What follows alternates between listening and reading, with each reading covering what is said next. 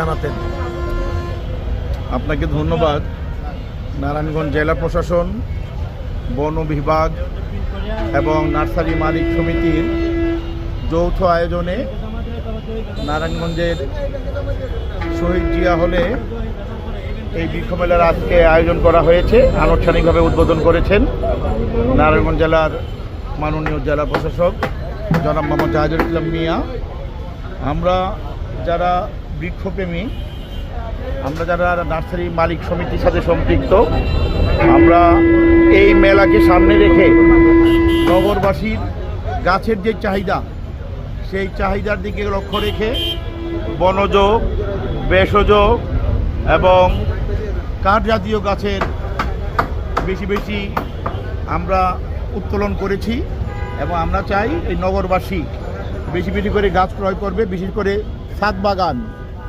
ছাদ বাগানের মতো একটি বিষয়, যেটা এই নগরবাসীর জন্য বড় একটি বিষয়। যাদের বিশাল অট্টালিকা আছে, ছাদ আছে, সেখানে ছাদ বাগান লাগানোর মধ্য দিয়ে তারা এই পৃথিবীকে সুন্দরভাবে বাসযোগ্য করে ফেলতে পারে।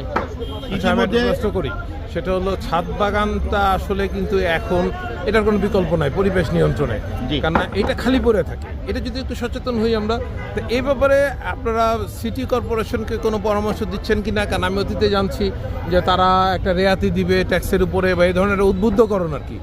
এই ধরনের কোনো প্রস্তাব আপনাদের পক্ষ থেকে দেওয়া হচ্ছে কিনা বা আলোচনায় আছে কিনা? বর্তমানে প্রশাসক হিসেবে যিনি আছেন, আমরা ওনার সাথে কথা বলবো, কারণ এই বিষয়ে ওনার সাথে কথা বলা এখনো হয়নি। আমরা ওনার সাথে কথা বলবো এই জন্য যে ছাদ পড়ে থাকে, যারা ছাদ ব্যবহার করে চারদিকের ছাদের অনেক জায়গা থাকে, সেখানে যদি আমরা ছোট ছোট পরিসরে বৃক্ষরোপণ করতে পারি, তাহলে নিজের যতটুকু, বিশেষ করে যদি ফল হয়, বিশেষ করে লেবু এবং ফল জাতীয় ছোট গাছে যে ফলগুলো হয়, এই ফল গাছগুলো যদি লাগানো হয়, তাহলে নিজের চাহিদার পরেও উনি প্রতিবেশীকেও এই ফল দিতে পারে। উনি যদি সবজি লাগায়, এই সবজি লাগানোর মধ্য দিয়েও উনি যদি মনে করে যে আমার যে চাহিদা, আমার এই চাহিদা আমি ছাদ বাগান থেকে সম্পন্ন করব, সেটাও সম্ভব।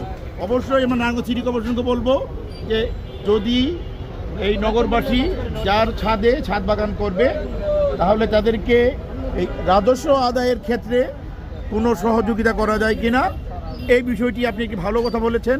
এই জন্য আপনাকে ধন্যবাদ জানাচ্ছি যে আমরা প্রশাসকের সাথে কথা বলবো মাননীয় জেলা প্রশাসকের মাধ্যমে, যেন এই রাজস্ব আদায়ে ওনারা হেল্প করতে পারে।